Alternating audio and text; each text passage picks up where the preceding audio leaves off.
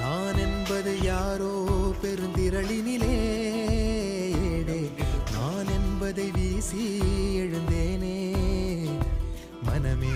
தான் என்பது போகும் பெருங்கணத்தினிலே கூவி வாவென்றொரு வாழ்க்கை சிறு குரலாய் அருளாய் பேச